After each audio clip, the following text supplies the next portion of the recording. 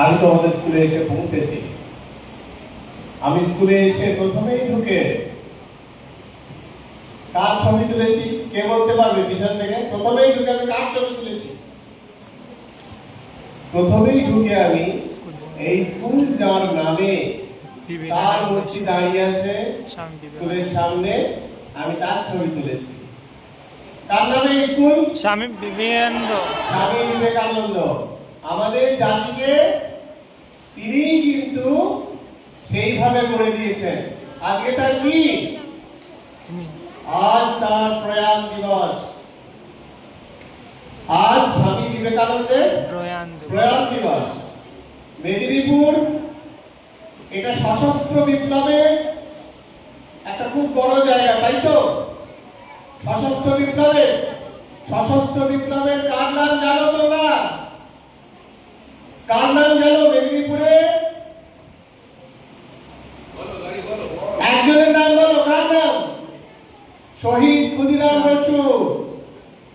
আরেকজনের নাম বলো। ওই জেলা পরিষদের একটা চমৎকার হল আছে, কার নামে? প্রদ্যুতের নাম আছে, প্রদ্যুৎ। হেমচন্দ্র কানুঙ্গ কোথায় বাড়ি ছিল? হেমচন্দ্র কানুঙ্গ তোমরা তো জানো। হেমচন্দ্র কানুঙ্গ এখানকার একজন মানুষ ছিলেন। তিনি বিদেশে গেছিলেন, গিয়ে পতাকা তৈরি করেছিলেন, আমাদের দেশের জাতীয় পতাকা, প্রথম জাতীয় পতাকা, বলা হতো ক্যালকাটা ফ্ল্যাগ। সেখানে লেখা হলো বন্দে মাতরম। বন্দে মাতরম গান কে গেছিলেন প্রথম? বঙ্কিমচন্দ্র চট্টোপাধ্যায় লিখলেন। সেটাকে কে গাইলেন? কংগ্রেসের সবাই গিয়ে কে গাইলেন? গাইলেন রবীন্দ্রনাথ ঠাকুর। তিনি এই গানটা গাইলেন কংগ্রেসের সবাই। তখন সেটা বিখ্যাত হয়ে গেল। তারপর তার ভাগ্নি সরলা দেবী চৌধুরানী এই বন্দে মাতরম গান, যে গান তোমরা খুব সুন্দরভাবে গাইলে, আমি দেখেছি, আমি একটুখানি রেকর্ড করে নিয়েছি। এত ভালো করে আমি খুব কম স্কুলে শুনেছি। তোমরা সবাই অংশগ্রহণ করেছো। এই বন্দে মাতরম বলতে বলতে কত শহীদ আত্মোৎসর্গ করেছে না? কত মানুষ জেলে গেছে, ইংরেজির চাবুক খেয়েছে, তাই না? কোন সাধারণ গানে এরকম হয়? এটা একটা অসাধারণ গান। এই গানটা তাহলে লিখলেন বঙ্কিমচন্দ্র চট্টোপাধ্যায়। স্বামী বিবেকানন্দ বিদেশে কোথায় গিয়ে বলেছিলেন? ভাই বোন বলে সবাইকে সম্বোধন করেছিলেন। কোথায় গিয়েছিলেন? আমেরিকার শিকাগোতে তিনি গিয়েছিলেন। রাজা রামমোহন কোথায় গিয়েছিলেন? বিদেশে কোথায় গিয়েছিলেন? ইংল্যান্ডে। সেখানে ভারতের কথা বলতে গিয়েছিলেন। রবীন্দ্রনাথ ঠাকুর কোথায় গিয়েছিলেন কবিতা শোনাতে? হ্যাঁ, ইংল্যান্ডে গেছিলেন। সেখানে গিয়ে নিজের কবিতার ইংরেজি অনুবাদ তিনি বলেছিলেন। সুভাষচন্দ্র কোথায় গিয়েছিলেন? প্রথমে রাশিয়া, তারপর জার্মানি, তারপর জাপান, তাই তো? মাস্টারমশাই এই বইটা দিয়েছেন আমাকে। এটা কার ছবি? রাজনারায়ণ। কোন স্কুলের হেডমাস্টারমশাই ছিলেন? মেদিনীপুর কলেজের স্কুল, আমাদের মেদিনীপুরের গর্ব, তাই তো? সেই স্কুলের হেডমাস্টারমশাই ছিলেন। তারপর হরিগঞ্জ রাজনারায়ণ বালিকা বিদ্যালয়, 1861 সাল। রবীন্দ্রনাথ সেই সময় জন্মাচ্ছেন। আর বইয়ের উপর কি লিখে দিয়েছেন লেখক? জাতীয়তাবাদের পিতামহ। পিতামহ মানে কি? পিতামহ মানে কি? বাবার বাবা, দাদু, ঠাকুরদা, তাই তো? তাহলে দেখছো জাতীয়তাবাদ বলতে কি বোঝায়? তার গোড়াটা দেখতে পাচ্ছ। আর বিবেকানন্দ, বিপ্লবীদেরকে ইংরেজরা ধরতো, জানো তোমরা? ধরতো, ইংরেজরা ধরতো না আদর করতো? ধরতো, ধরে কি করতো? সন্দেশ খাওয়াতো, চাবুক মারতো। তারপর তারা খোঁজ করছে যে সব বিপ্লবীর বইয়েতে বা বাড়িতে এই বিবেকানন্দ লোকটার ছবি থাকে। এই বিবেকানন্দ লোকটাকে ধরো। কি করে ধরবে? বিবেকানন্দ তখন মারা গেছে 1902 সালে। কবে? 4 জুলাই, আজকের তারিখে 1902 সালে মারা গেছে। মারা গেলে তাকে আর ধরা যায়? পুলিশ চেষ্টা করলে পারে না, ম্যাজিস্ট্রেট চেষ্টা করলে পারে না, কেউ পারে না। কিন্তু মারা যাওয়ার পর মানুষ কোথায় থাকে? স্বর্গে থাকে। তোমরা শিওর? আমাদের হৃদয়ে। মাইকেল মধুসূদন দত্ত বলছেন সেই ধন্য নরকুলে লোকে যারা নাকি ভুলে মনের মন্দিরে সদা সেবে সর্বজন। বলছেন এই ধন্য নরকুলে লোকে যারা নাহি ভুলে মনের মন্দিরে সদা সেবে সর্বজন। এইরকম ভাবে মাইকেল মধুসূদন দত্ত বলছেন। তিনি কি লিখলেন? ওই 1861-তে বইটা বেরিয়েছিল। রবীন্দ্রনাথ যে সালে জন্মাচ্ছেন, যে সালে অলিগঞ্জ রাজনারায়ণ বালিকা বিদ্যালয় প্রতিষ্ঠা হচ্ছে, মেদিনীপুরে প্রথম নারী শিক্ষা বিদ্যালয়, সেই 1861-তে মেঘনাদ বধ কাব্য লিখছেন। গল্পটাকে ঘুরিয়ে দিয়েছেন। বলছেন যে রাম আর লক্ষ্মণ বাইরে থেকে এসে একটা দেশে ঢুকে পড়েছে। সেই দেশের লোক কিভাবে প্রতিবাদ করছে। বিভীষণ দেশ ছেড়ে চলে যেতে চাইছেন। কাকাকে বোঝাচ্ছে ইন্দ্রজিৎ, মেঘনাদ সে বোঝাচ্ছে যে কাকা তুমি এরকম করো না, এরকম করতে নেই, দেশ সবার চাইতে বড়। মাইকেল মধুসূদন এরকম লিখছে। কোত্থেকে জানলেন মাইকেল মধুসূদন যে এরকম ভাবে লিখতে হয়? উনি বিদেশি সাহিত্য পড়েছিলেন। বিদেশি সাহিত্য শুধু পড়েননি, ডুব দিয়েছিলেন, একেবারে ডুব দিয়েছিলেন। গ্রিক, ল্যাটিন সাহিত্য উনি পড়েছিলেন। আর পড়তে গেলে তখন আজকের দিনে আমি যদি জার্মান ভাষা পড়তে চাই, ফরাসি ভাষা পড়তে চাই, ইংরেজি ভাষা পড়তে চাই, স্প্যানিশ ভাষা পড়তে চাই, কলকাতায় ইনস্টিটিউট আছে। আমি ভর্তি হতে চাইলেই ভর্তি হতে পারবো, আমি পড়তে পারবো, তোমরাও পারবে। ইউটিউবেও শেখা যায়, তোমরা গুগলে গিয়ে দেখো, শেখা যায়। তখন কি ছিল? গুগল ছিল? তখন কি ছিল? Bishops college. সেখানে গেলে শেখাবে? বাঙালির ছেলেকে শেখাবে? শেখাবে না। তাহলে কি হতে হবে? খ্রিস্টান হতে হয়েছিল। অন্তরে তিনি বাঙালির মধুকবি, তিনি বাইরে খ্রিস্টান হলেন। কেন? কবিতাটা ভালো করে লিখতে শিখতে হবে। দেশের জন্য কবিতা লিখবো। বীরাঙ্গনা কাব্য লিখলেন। বীরাঙ্গনা, বীরাঙ্গনা মানে জানো কে? বীরাঙ্গনা মানে কে বলবে? অঙ্গনা মানে মেয়ে, বীরাঙ্গনা মানে কি? রানী শিরোমণির নাম শুনেছ? কি বিদ্রোহের নায়ক ছিলেন? জোয়ার বিদ্রোহ। কোথায় হয়েছিল? শিরোমণিগড়। কোথায়? কাদের? শিরোমণিগড় কাদের জেলায়? মেদিনীপুর। মাতঙ্গিনী হাজরা কাদের? হ্যাঁ, অখণ্ড মেদিনীপুর। তাহলে বীরাঙ্গনা মানে বুঝতে পারছো? রানী লক্ষ্মীবাই কাদের? এটা মেদিনীপুর বলো না, ঝাঁসির রানী লক্ষ্মীবাই, সারা ভারতে রানী লক্ষ্মীবাই। সুভাষচন্দ্র কি করলেন?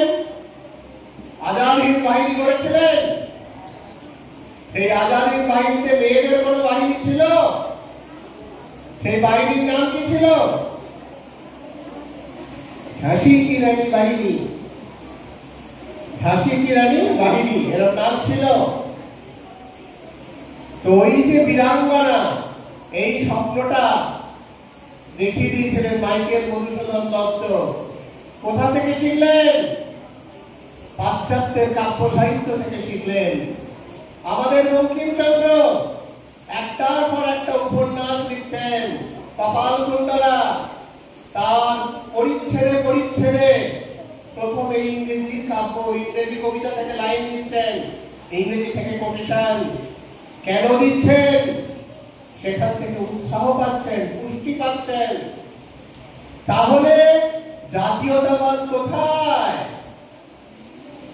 জাতীয়তাবাদ সারা পৃথিবীর যা সবচাইতে ভালো তাই নিয়ে হচ্ছে জাতীয়তাবাদ।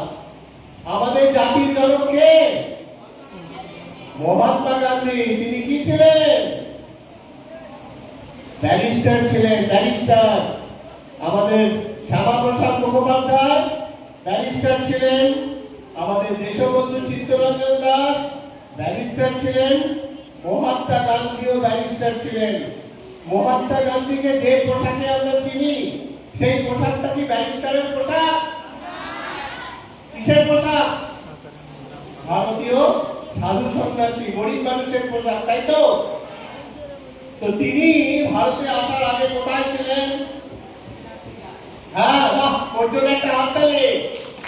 তোমাদের এই ছেলেরা খুব ভালো। দক্ষিণ আফ্রিকা, দক্ষিণ আফ্রিকায় তিনি একটা ল ফার্মে কাজ করতেন, ব্যারিস্টার মানুষ। তিনি ট্রেনে করে যাচ্ছিলেন। ট্রেনে করে গেলে একজন ব্যারিস্টার কোন ক্লাসে যাবে? থার্ড ক্লাসে না ফার্স্ট ক্লাসে? ফার্স্ট ক্লাসে তিনি যাচ্ছিলেন। তার কাছে টিকিট ছিল না ছিল না? টিকিট ছিল, কিন্তু ইংরেজ যে কর্মচারী ছিল ট্রেনে টিকিট দেখার, সে তাকে বলল, তোমার গায়ের রং কালো, তুমি ইন্ডিয়ান, তুমি এখান থেকে নেমে যাও। তখন মহাত্মা গান্ধী কি বললেন? আমার তো টিকিট আছে, আমি টিকিট কেটে উঠেছি, আইনের শাসন, আমি তো এটা যেতেই পারি। বলল না, ধাক্কা দিয়ে নামিয়ে দিল। কিভাবে নামিয়ে দিল? ধাক্কা দিয়ে নামিয়ে দিল। ট্রেন চলে গেল। মহাত্মা গান্ধী তখন হননি, তখন মোহনদাস করমচাঁদ গান্ধী। তার বাবার নাম করমচাঁদ, ওইটা তাদের নামের মধ্যে ঢুকে থাকে। আসল নাম মোহনদাস, মোহনদাস করমচাঁদ গান্ধী। তিনি দেখলেন ট্রেনটা চলে গেল। তার কোর্টে যাওয়ার কথা ছিল, গুরুত্বপূর্ণ মামলা, মামলা লড়তে যাচ্ছেন। ট্রেনে চড়ে ট্রেন থেকে জোর করে নামিয়ে দিল। তিনি ওইখানে দাঁড়িয়ে প্রতিজ্ঞা করলেন, আমি গরিব মানুষকে নিয়ে লড়াই করব, এই অন্যায়ের বিরুদ্ধে আমি লড়াই করব। এইটা গান্ধীজি ভাবলেন।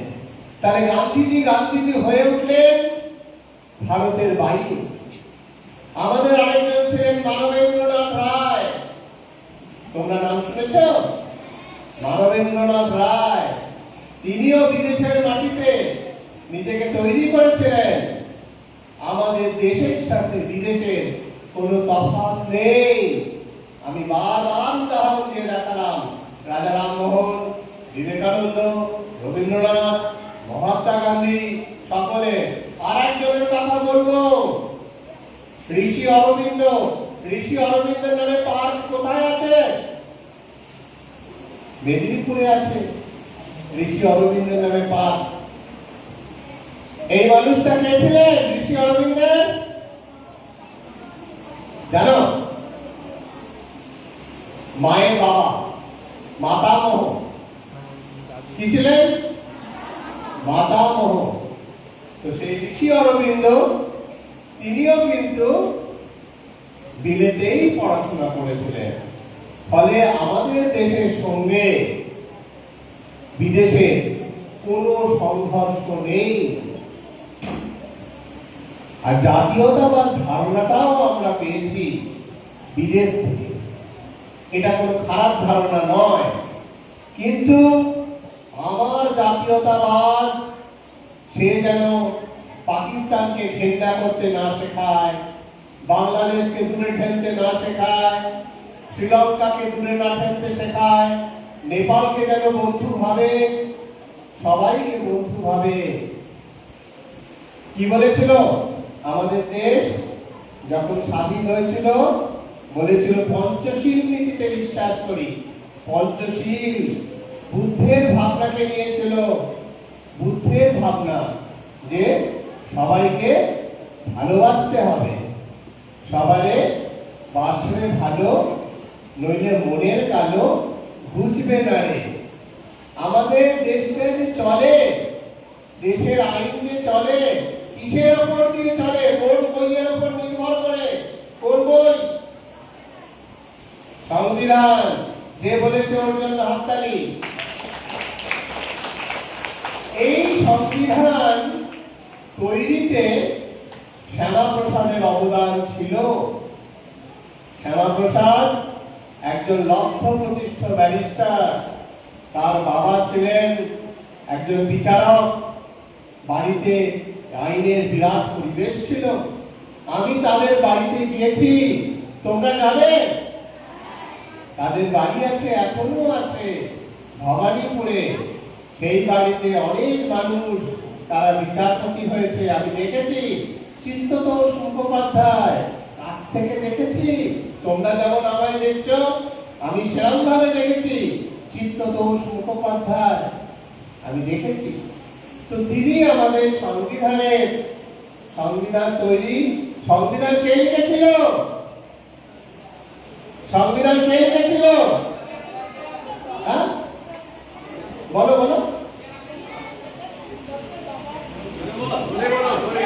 আমি শুনতে পেয়েছি। আমি একটু দ্বিমত প্রকাশ করছি। বি.আর. আম্বেদকর একা লেখেননি। অনেক মানুষ সারা ভারতের কোনায় কোনায় অনেক মানুষকে নির্বাচন করে আনা হয়েছিল। তাদের কমিটি ছিল, তারা অনেকে ছিলেন। ড্রাফটিং কমিটির চেয়ারম্যান ছিলেন বি.আর. আম্বেদকর, আর আমাদের শ্যামাপ্রসাদ ছিলেন উপদেষ্টা, বিশেষত সংখ্যালঘু বিষয়ের উপদেষ্টা। অনেকের সাহায্য নিয়ে, সেখানে অনেক মেয়েরাও ছিল, অনেক মহিলা সদস্য ছিলেন। আর এই জিনিসটা প্রথম যার মাথায় এসেছিল, সংবিধান তো তৈরি হবে, সংবিধান তৈরির কনস্টিটিউয়েন্ট অ্যাসেম্বলি, সেটা যার মাথায় এসেছিল তিনি একজন বাঙালি মানবেন্দ্রনাথ রায়। তিনি প্রথম বলেছিলেন। তারপর জওহরলাল নেহরু এইটা নিয়ে চাপ দিয়েছিলেন যে হ্যাঁ, এটা আমাদের দরকার। চেষ্টা করতে করতে অনেকদিন পরে আমাদের সংবিধান তৈরি হলো। তোমরা সংবিধান পড়বে তো? এই সংবিধান আমি পড়েছি। এই সংবিধানের মতো ভালো বই খুব কম আছে। আমাদের তো অনেক ভালো ভালো বই থাকে, আমরা পড়ি কি? আমাদের একটা ভালো বই শ্রীমদ্ ভগবদ গীতা। গীতাতে বলছে জ্ঞান যজ্ঞ হচ্ছে সবচাইতে বড় যজ্ঞ, জ্ঞানার্জন, লেখাপড়া করা। কিন্তু আমরা ওটা করি না।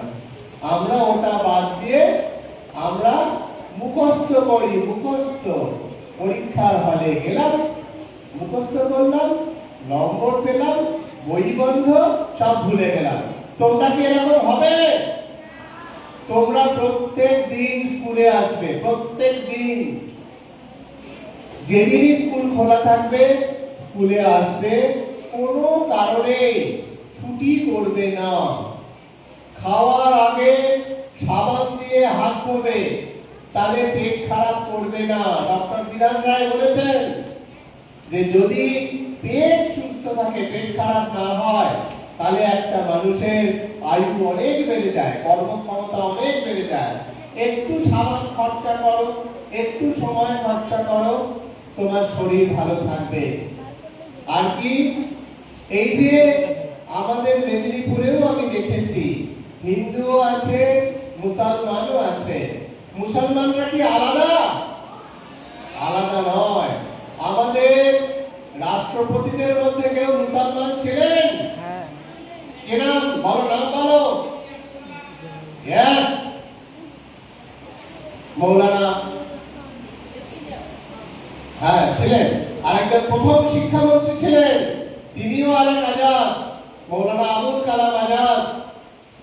তো হিন্দু আর মুসলমানে কোনো তফাৎ নেই। আমাদের এইটা বুঝতে হবে। পৃথিবীতে অনেক দেশ এক হয়েছে। পূর্ব জার্মানি, পশ্চিম জার্মানি, তারা এক হয়ে গেছে। ইউরোপের অনেকগুলো দেশ এক হয়ে এখন আর তাদের ভিসা লাগে না, সমস্ত রেলে করে ঘোরা যায় সারা ইউরোপ। তাদের মুদ্রা এক হয়ে গেছে। ইউরোপের মুদ্রা কি এখন? ইউরো। ইউরো একটা দামি মুদ্রা, ডলারের চাইতে দাম বেশি। ইউরো একটা ভালো মুদ্রা। তো এক হওয়ার মধ্যে একটা আনন্দ আছে। এক হতে হবে। কোথা থেকে শুরু করতে হবে? নিজের ক্লাসরুম থেকে। কিভাবে শুরু করবে? তুমি হয়তো ইতিহাসটা ভালো বোঝো, আর একটা বন্ধু ভূগোল ভালো বোঝে। পরস্পরকে শিখিয়ে নেবে। পরীক্ষার হলে নয়, কোশ্চেন পেপার পাওয়ার পরে নয়, সেই সময় তুমি একা। তার আগে এবং পরীক্ষা হয়ে যাওয়ার পরে তোমরা পরস্পরের মধ্যে মত বিনিময় করবে, সহযোগিতা করবে। আর এই স্কুলটাকে বাঁচিয়ে রাখবে তো? এই স্কুলকে কি বলে জানো? যে কোনো স্কুলকে বলে, কলেজকে বলে আলমা মেটার। আলমা মেটার। মেটার মানে মা। মেটারনাল আঙ্কেল মামাকে বলে মেটারনাল আঙ্কেল। আর বাচ্চারা যেখানে হয় হাসপাতালে তাকে বলে মেটারনিটি ওয়ার্ড। মেটার মানে মা। আলমা মেটার। এই শিক্ষা প্রতিষ্ঠানকে বলে আলমা মেটার। যেমন মাতৃদুগ্ধ আমাদের পুষ্ট করে, তেমনি শিক্ষা তোমাদের পুষ্ট করুক, শিক্ষা তোমাদের মানুষ করুক, শিক্ষা তোমাদেরকে দেখতে শেখাক যে মানুষ চিরকাল বাঁচে না, কিন্তু যদি মানুষের মতো করে বাঁচে, বিবেকানন্দের মতো করে বাঁচে, অরবিন্দের মতো করে বাঁচে, মাইকেল মধুসূদনের মতো করে বাঁচে, তখন মানুষ বলে সেই ধন্য নরকুলে লোকে জানে নাহি ভুলে, মনের মন্দিরে সদা সেবে সর্বজন। আমি শ্যামাপ্রসাদ মুখোপাধ্যায়ের প্রতি আমার শ্রদ্ধা জ্ঞাপন করে আমার বক্তব্য শেষ করলাম।